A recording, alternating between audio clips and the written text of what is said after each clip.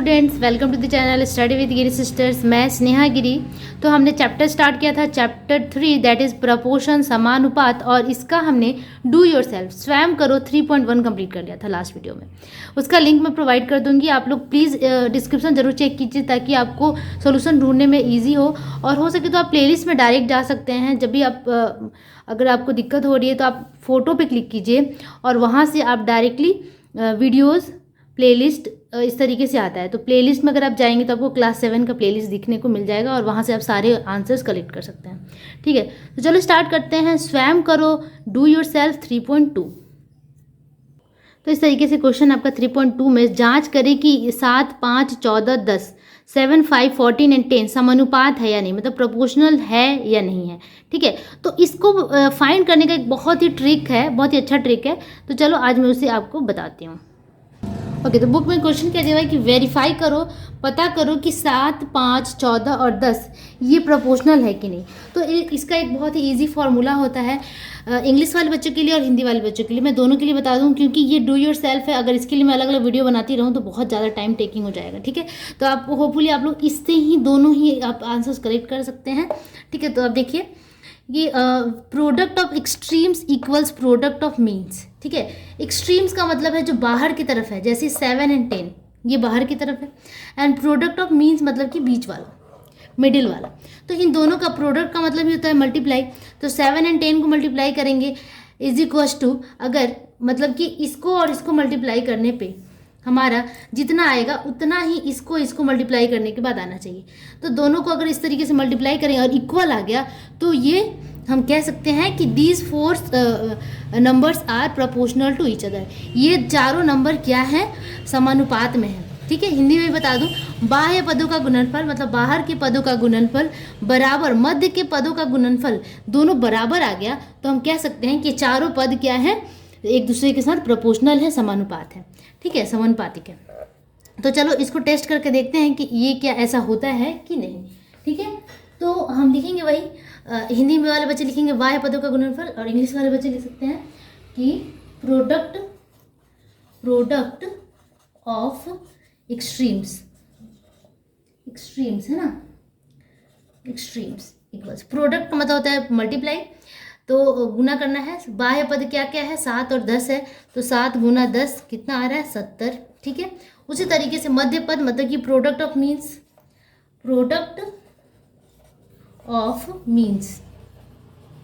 Equals product of means यहाँ 5 और 14 है, 5 मल्टीप्लाई 14 करते हैं तो 14 5 जा 70, मतलब ये दोनों ही इक्वल आ गया। दैट इज हम लिख सकते हैं कि हेयर प्रोडक्ट ऑफ या फिर बाह्य पद ऑफ एक्सट्रीम्स बाह्य पद बराबर मध्य पद। Product of extreme is equal to product of means. ठीक है, मध्य वाले का गुणनफल बाहर वाले का गुणनफल बराबर मध्य वाले का बीच वाले का गुणनफल, दोनों बराबर आ गया तो हम कह सकते हैं कि hence the four numbers are proportional. ठीक है, तो ये चारों नंबर क्या है, प्रोपोर्शनल है, और ये हमने यहाँ पे प्रूव कर दिया। ठीक है, नेक्स्ट क्वेश्चन करते हैं। ओके, तो बाकी के जो 2 क्वेश्चन है मैंने दोनों साथ में लिख दिया, वही वेरीफाई करना है कि ये प्रोपोर्शनल है कि नहीं, समानुपातिक है कि नहीं। तो 2 नंबर में है 10, 5, 14, 7, मतलब नंबर्स को घुमा के लिख दिया गया है। 3 नंबर में 14, 5, 10, 7। ठीक है, तो 10, 5, 14 एंड 7 ये क्या है, ये प्रोपोर्शनल है कि नहीं, इसे फाइंड करने के लिए हम वही करेंगे, प्रोडक्ट निकालेंगे, प्रोडक्ट ऑफ एक्सट्रीम्स। ठीक है, extremes is equal to extreme क्या है यहाँ पे 10 और 7, तो 10 मल्टीप्लाई 7 दैट इज कितना आ गया, 70। ठीक है, मैंने वही रिपीट तो नहीं दिया, नो। ठीक है, 70 एंड प्रोडक्ट ऑफ एक्सट्रीम्स हो गया, एंड प्रोडक्ट ऑफ क्या करना है हमें, मीन्स मतलब मध्य वाला, 5 मल्टीप्लाई 14 दैट इज 70, मतलब ये दोनों ही इक्वल आ गया तो हम कह सकते हैं कि क्या है, प्रोपोर्शनल है। ठीक है, अब बाकी जो भी लिखना है आप खुद से लिख लेना क्योंकि पहले वाले क्वेश्चन में मैंने कर दिया था। सिमिलरली वैसे ही यहाँ भी करेंगे, मैं इसको हिंदी में कर देती हूँ कि बाह्य पदों का गुणनफल, बाहर के पदों का गुणनफल कितना हो रहा है देखते हैं। गुणनफल बराबर 14 गुना 7, ठीक है। तो 14 गुना 7 कितना हो गया, 14 सत्ते कितना हो जाता है, 14 सत्ते 98 होता है एक्चुअली, 98, ठीक है। तो 98 बाह्य पदों का गुणनफल आ गया 98, और उसी तरीके से मध्य पदों का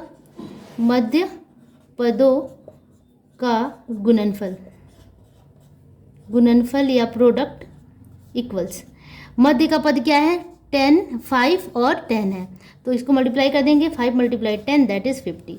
देखो अब दोनों ही डिफरेंट है, बोथ आर डिफरेंट, हम कह सकते हैं बोथ आर नॉट प्रोपोर्शनल। हम क्या लिखेंगे कि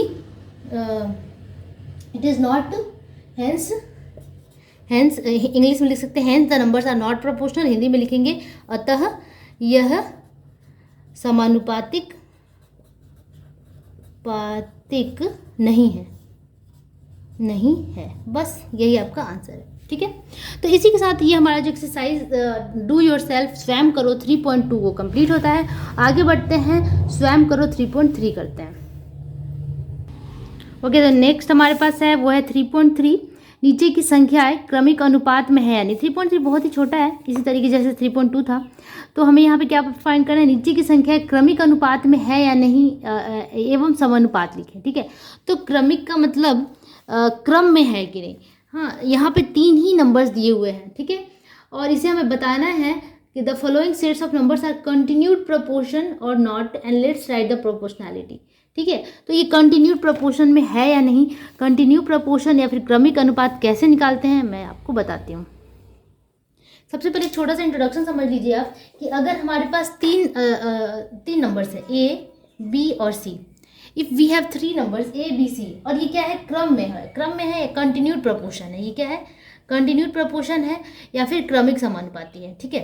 तो ये 3 ही है, बट हमें क्या चाहिए 4 चाहिए, मतलब एक कोई ऐसा है जो रिपीटेड है, तो एक्चुअली वो जो बीच वाला होता है ना वही रिपीटेड होता है, ठीक है। तो इसको इस तरीके से लिखा जा सकता है A/B, ठीक है, बराबर या इक्वल्स B/C।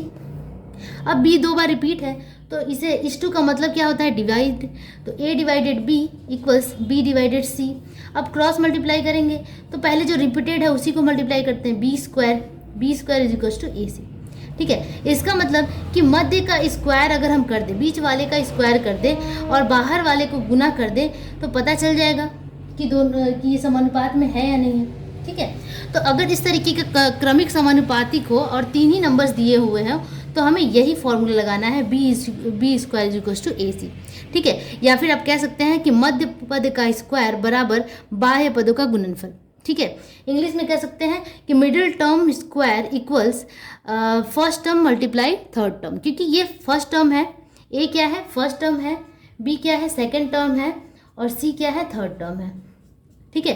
पहला दूसरा तीसरा, फॉर्मूला क्या बनता है दूसरे का स्क्वायर बराबर पहला गुना तीसरा, ठीक है। मिडिल टर्म का square is equals to first term multiply last term या थर्ड टर्म, ठीक है। तो आप इसको अपने दिमाग में बैठा लीजिए और अब सॉल्व करते हैं क्वेश्चन को।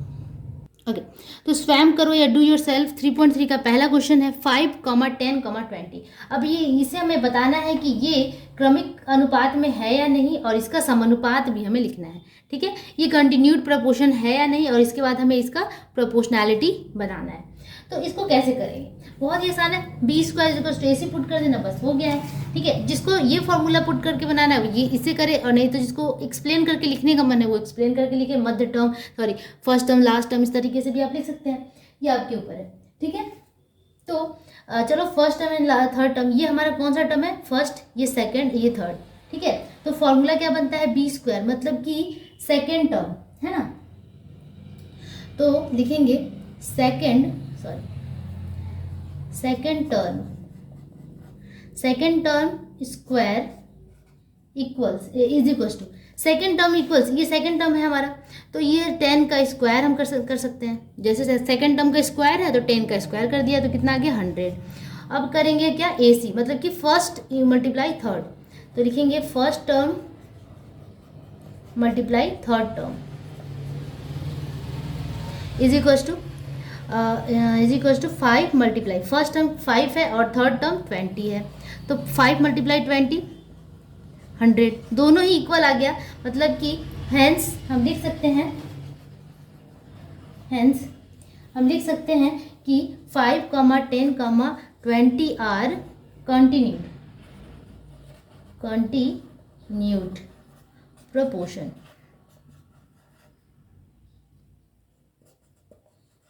ठीक है, कंटिन्यूड प्रोपोर्शंस, बस यही आपका आंसर हो गया।